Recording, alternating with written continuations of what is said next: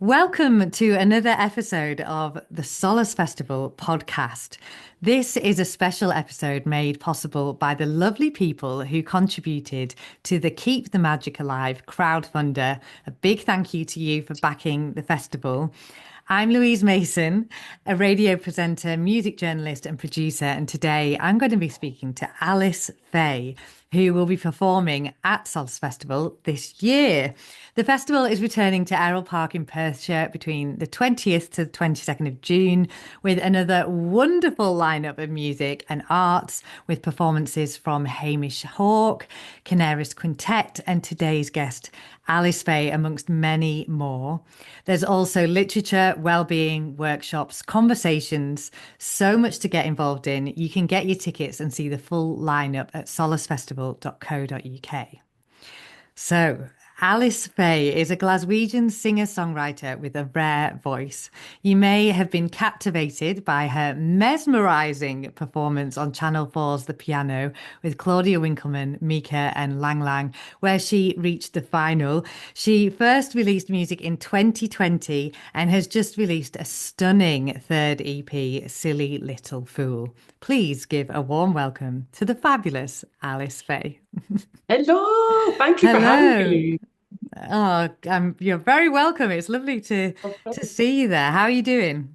I'm doing very good. Yeah, I just got back from like a kind of whirlwind tour, like a European tour. It's like my first time ever doing that. So I think I'm just coming back down to earth, have a lot of like normal kind of like residency making money gigs at the moment. So that's been good. It's like I've not gotten any post-show blues because I'm kind of still doing a lot of stuff. So Still doing yeah, a I've lot of been stuff. doing good. Yeah. Yeah, I mean, it looks like you've been really busy. I've been having a deep dive into Alice Faye, listening to your EP, Silly Little Fool, on repeat, and listening for the first time to the EP. I kind of wrote some notes down, which I like to do, of what it reminds me of or what I'm thinking of when I'm listening to it. And I put down theatre and that it was playful and timeless and refined. And then I read that you're inspired by the 1930s and 50s and artists like Judy Garland and Liza Minnelli, which was totally what came to my mind. So that definitely comes across. Oh, It completely hit the nail on the head with your description there. But what is it about those artists, and when did you realize that you wanted to lean into that sound yourself? Oh, that's a lovely question. And thank you so much as well. I'm so glad that the EPs resonated with you at all. I Yeah. was pretty happy with like how it sort of went in the end, just as like a thing. So thank you so Yeah. much. I think for me, why I love those singers and performers in that era so much is I think a lot of it is just somehow like this combination of vulnerability, but also strength within it. Like singers like Mm, Judy Garland and Liza Minnelli, they just sound so vulnerable and raw, but also so sure of themselves and like powerful as female performers. And yeah. I think that, yeah, I really wanted my voice to not be timid and to be sure of itself, but also to not be afraid of being vulnerable or hitting notes that are almost a bit more guttural and weird, like that sort of Nina Simone thing where in a way when she's singing some of the notes she makes you're like whoa that sounds crazy but it just channels the emotion so well and she ends up seeming like such a powerhouse strong incredible woman because she's not afraid of encompassing the more vulnerable sides of human expression within her voice. And so I think I just always resonated with that stuff growing up. And yeah, my mum like showed me just so many musical theater things growing up, but like particularly from that era, like the obvious ones like Singing in the Rain and like kind of like all the Gene Kelly and Judy Garland films, basically. Hmm. And Yeah. yeah, they just captured like that intensity of emotion so well for me. And I think that's what I wanted to do, particularly with this last EP, but maybe a little bit more modern because I'll like swear in it or something. Yeah. And I guess I'm talking about like my experience in 2025. So it's like different in Hmm. that way. But yeah, I just love that type of music. I feel like it captures rawness and still strength so well. And the melodrama of that music, I Yeah. just love. I'm just always like, yeah. But you have Such a lovely that, song. powerful voice and also bring in the rawness and the strength. And as you say, there's elements of it that are comical almost, and that's, quite theatrical. And this otherworldly voice, I was completely transported and just beaming listening to the EP. So it is fantastic. Thank But tell us about Silly Little Fool. Where did you. the idea for that collection of songs come from? Oh, thank you. Another fabulous question. Well, I guess I'd say the idea for Silly Little Fool, it sort of came from, I had a bunch of songs that felt like they were talking about mistakes or mishaps or self-destructive tendencies that can happen within relationships, whether that be like Yeah. romantic ones or just familial ones or platonic ones. And I think that I wanted to give that EP a topic sentence, I guess. And for me, that became the lead track, Silly Little Fool, which Yeah. I wrote after deciding on all the songs. And I guess I felt like it sort of explained what I was going to talk about for the EP, which was sort of my perspective on myself, but maybe how that happens, and how it happened that I see myself as a silly little fool, but also how that became empowering, if that makes any sense. And so Hmm. I guess for me, it was an EP about how um, human frailty and human nature will always prevail in the sense that mistakes are going to happen towards you, but also you're going to make them too, and that basically having empathy for people will be what gives you that strength and that vulnerability like going on in your life. Like you don't have to lock away your heart after things go wrong for you.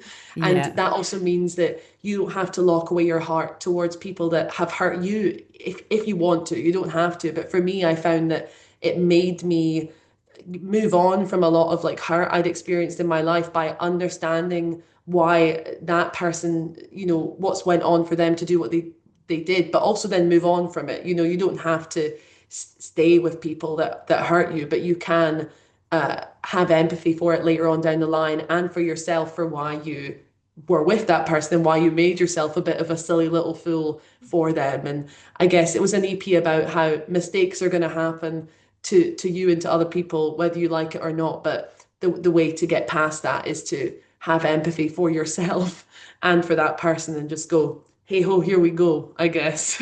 It's such a mature, emotionally mature thing to know because, some people go their whole lives and don't realize that. So, Yes. hearing that in the EP and, you're obviously somebody who does feel things deeply and that comes through in your music. And I'm that kind of person as well. So, it works really well. And in an interview, I saw that you said someone not replying to your call should require a full orchestra's response. That's how Yes. I see it. And I was like, yes, that is exactly it. So is music for you the first place that you turn to when you have that feeling and emotion that you need to let out? Oh my God, yes, 100%. I mean, even just to be weird, like recently, my sister, my younger sister, like I'm very close with both of them, and she's just went through a sort of a relationship ending, and I am like listening to songs to grieve it with her. Like I can, like it's Right. been so weird. Like the other day, we were like talking about it, and then I was just wandering around the streets. And like every song I put on, I could just like cry to it at the first few seconds in. And it was making me remember a breakup I had where I used to siphon away about 15 to 20 minutes every day just to let myself grieve it by listening to music. And I think it's a very healthy way to process your emotions. And it can be really intense but it's so cathartic. And yeah, I know she's been doing that as well to sort of process her emotions. And yeah, it was so funny to experience that again because it doesn't happen all the time. You're not always crying to sad songs, but when you are in that place, it's so weird how you can just do it, how you can just put on an orchestral piece or anything that makes evoke sadness, and you're like, oh my God, I'm just crying straight away. Like it's so weird. So yeah, music's always been that place for me that you have to, but you can easily turn to get through those emotions. It's just so essential. I think, writing wise, but also listening wise, for I mean, me. it's great to have that gift, and I feel like you put that not only in your lyrics and your the music and how you play, but also you chose on the track All Your Wine to have rain, the sound of Yes, rain in the background. And I just listened to that and thought, wow, I love listening to rain. me On too. maybe even if you're in the bath or if you're in bed and you think, oh, Yes, I'm safe and it's raining outside. But totally. I just wondered where that came from, that idea to put that on that track. Oh, well, it's so funny that you said that because it's the exact same for me. Like rain is that comfort sound. Like what was so funny about being away for that European excursion is I've never been away from Glasgow for that long ever. It's just like I've never really been able to afford to go away for that long. But it was so sunny, there was no rain. And then when we got back to Glasgow, the concrete was all wet and like and I could smell like the petrichor, like if it's been Hmm. sunny and there's just been rain. And I was like, oh my God, I'm so excited to get back to some rain. Like I just do find it to be like that. When you're inside and you hear it, you feel safe. Sometimes even if you're out in it, you feel this weird camaraderie or Yeah. safety within it. So yeah, for me, I think sometimes when I'm writing a song and it's raining, like I'll be like, oh, there should just be rain on that track when we record it. But I think for me, it's like, yeah, it is that comfort thing. And I think I also wanted to reference old styles of recording. There's this folk artist I really like called Connie Converse, and she was quite an unknown artist, but she had this really like funny, interesting, beautiful voice. And she just wrote these great songs, but the way it's recorded is very DIY, and it sounds like you're just in the room with her. So I think I just wanted to channel that and have it have that feeling of like it's just an idea that you're noodling with and you've just pressed record or something. Hmm. And yeah, as you say, like rain is just that lovely, comforting sound. And I think that when you think of it feeling like you're in the same room as someone and that feeling safe, you think about maybe particularly if you're from Scotland, like that sound of rain. So I think that's why it came to mind for me. I've always loved that sort of like even the sound of wind or, that sort of thing. So I think that's why I put it on. Like my little sister, she'll just listen to rain to go to sleep, like, 2 or 3 hour long, YouTube videos if it's not raining. So I'm sure it's like hugely comforting for so many Yeah. Scottish people. It's like an ASMR thing. I mean, to be fair, I think it's Literally. UK wide, but yeah, particularly Scotland and Yeah. the north of England. Oh my God, yeah. Lots of rain, and hopefully the backdrop will not be rain at Solas Festival because Oh, that's I not know. never quite fun at a festival, is it? But hopefully the sun will shine. But Yeah. you play piano and guitar. I wonder, does it tend to just flow which instrument you use for each song, or do you set Yeah. out with a idea? Yeah. So I felt like when I write with the guitar, I feel like I've got quite a like persona, but in a good way. Like I feel like I'm almost kind of like acting more confident than I am. And sometimes the piano for me, I feel like it is a little bit more like my heart. Like I'll get a bit more on the nose with like how vulnerable I feel when I'm writing. So some songs will be led by that. Like if I'm wanting to sort of put on a sort of like cheeky, funny persona, then I'll choose the guitar. Or if I want to adopt a persona to really just hit home like a simple message, I'll probably do the guitar. And then with the piano, I think I let that be a little bit more almost overindulgent with being a little bit encapsulating a bunch of themes as opposed to just like one or two or something. Yeah. So with Silly Little Fool, I think that lead track, I was like, oh, I kind of want to say a bunch of stuff. So like I'll just do it on the piano because I'll get all spicy and vulnerable with it. And then with guitar ones, I feel like almost like I'm creating a film story that is to do with me, but I feel more outside of myself because I'm like maybe even just the stance. I have no idea what it is, but I mean, having said that, I've been sadder recently on the guitar, but it's sort of just whichever one's to hand, I suppose. And then I think because I started with the piano, that'll always have my heart in a way. But yeah, either way, I'm kind of vulnerable at this point with both of them. So And speaking of the piano, I Mhm. had to ask you about that experience. Of course. I know so many people that watch it religiously, and I wanted to know Fun. what it was like, and also what was the biggest lesson that you learned about yourself through doing that process. Oh my God, that is I can't wait to answer that. So I would say like what it was like was it was very intense, surprisingly near the end. Like I found myself like quite emotional just because they would and you don't see a lot of it in the show, but when I did this sort of mentor session with Mika, they do ask a lot about like your relationship with the instrument and where that came from. And I hadn't really been asked that. I felt like it was the first time like someone really cared about my relationship with it, and it just made me really emotional. I remember that day I just cried and cried after the experience. And I think it was just because I felt heard about how much I cared about, a big block of wood essentially.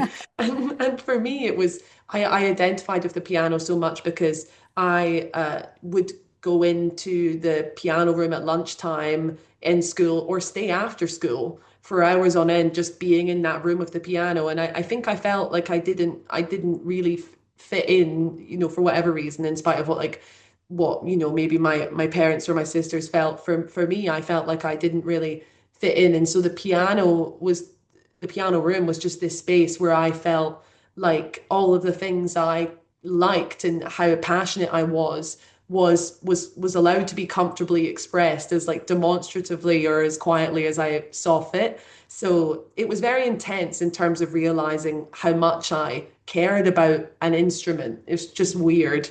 And it validated to me why I was even on the show, because I was like, well, really, this show is about passion. And I didn't see the big issue for me is I had huge imposter syndrome. I was like, why am I on this show? I'm not that good at the piano. And for me, I think how I learned to accept it was I was like, oh well, I just care about this instrument like so intensely. So I guess that's like part of the criteria, and that maybe I'm just ticking the box there. So for that reason, it was a very emotional experience, but in a good way. And I think it was very validating. And I guess like if I was to say the other question was just like, what was your follow-up What, one there? yeah, what did you learn about yourself? What Oh was the biggest yeah. lesson you got from it? Yeah.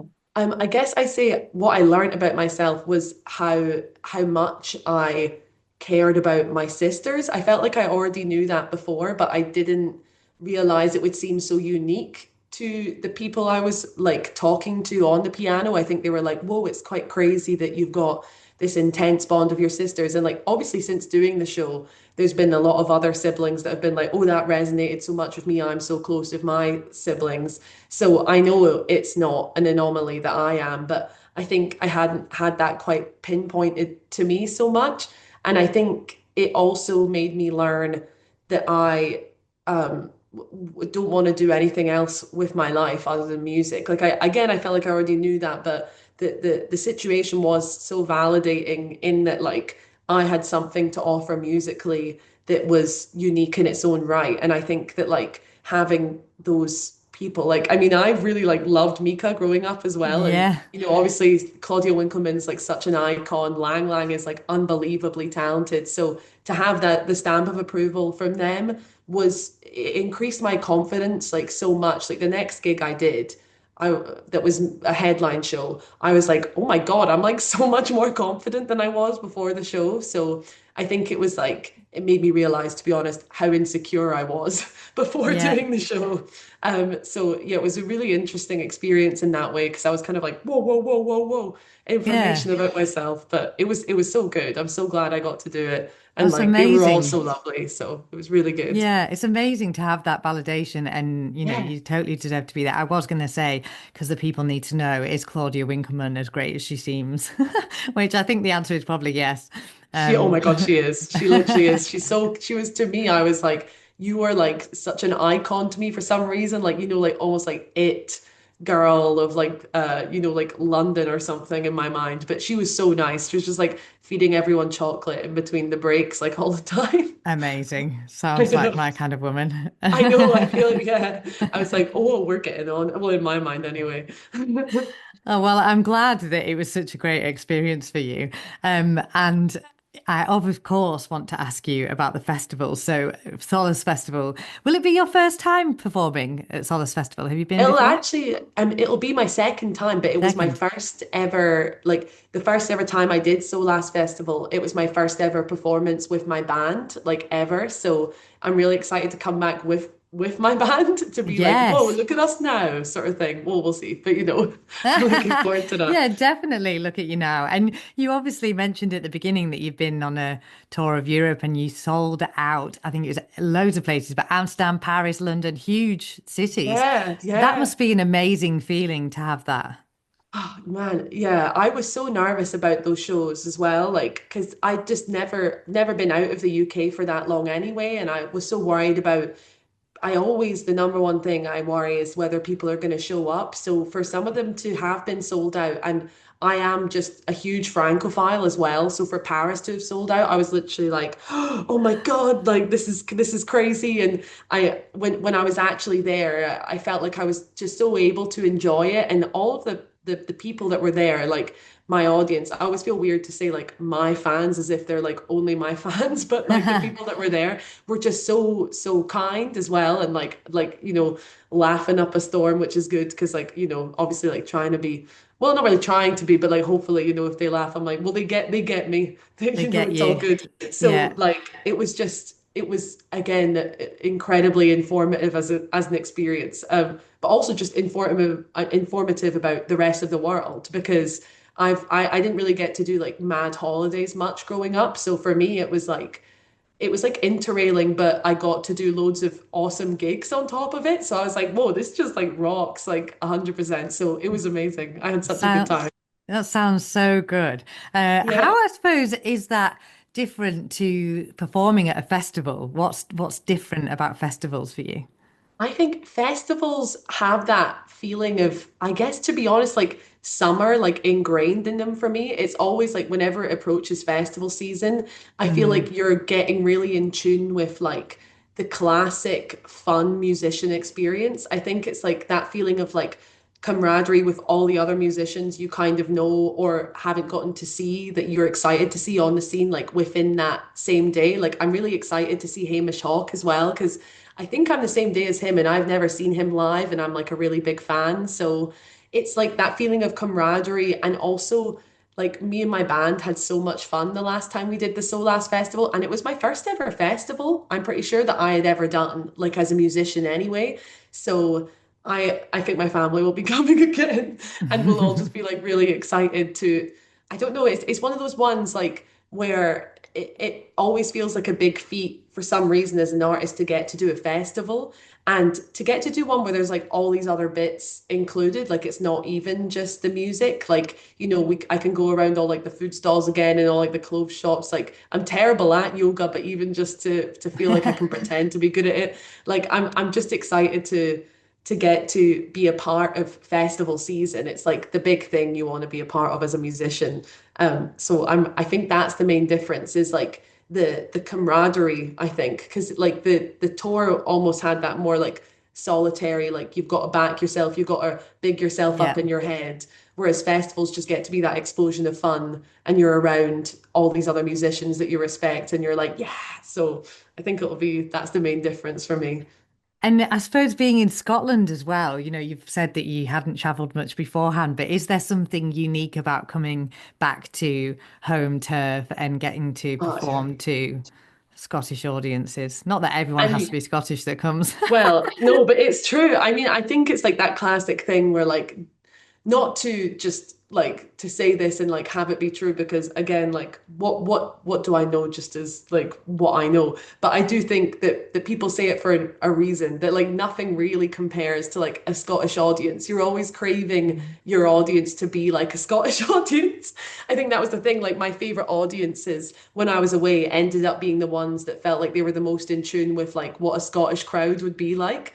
So if they Okay. were laughing a lot or they were like seemed mad up for it or like super engaged or like, chanting for you to come back on, like the specific, you know, getting like encores, for instance, like being very idiosyncratic in Scotland in comparison to like the rest of the world. I think it is that thing of like nothing compares to a Scottish crowd and then put that Scottish crowd within a festival scenario. It's just like the warmth and support and the desire for you to do well. I think it's really instilled within Scottish audiences, and I think we just love music, and I think like that's why there's so many good Scottish musicians like that are doing so well. I think that we must like just get it. It must be some sort of weird combination of like caring for other people, but also like, working hard, and that meaning that you're kind of in tune with, a sort of like wide variety of empathy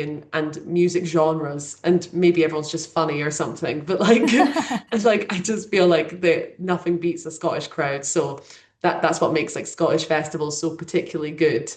because they're so true to what you think a festival should be like, I think anyway. Well, that's exciting. I'm glad that you're, excited to be Of going back.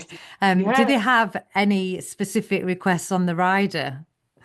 Oh, well, God, I mean, mine can be so bad. Like, I think, like, when I had like a rider the last time, I think I ended up just getting like tonic and a bottle of gin, which was like completely like useless. That's a But good I think, yeah, I know it does the job. It'll probably be if I'm with the boys, maybe like some sort of like beers if they want them, or like 0% if they're driving. But it's never anything crazy. I always wish that I could like really nail what my like rider would be, but it probably would just be a no, drinks. I'm not trying to be cool, but like like just a bottle of gin and like some tonic. No, Because either way, I'm like, well, that's a good thing to put it's on good there. enough. Yeah, Well, exactly. thanks so much for talking to me today, and Of it's been great course. to find out more. I'm going to leave you with asking what people can expect from your set. I'm presuming the guitar and the piano are both coming along with you.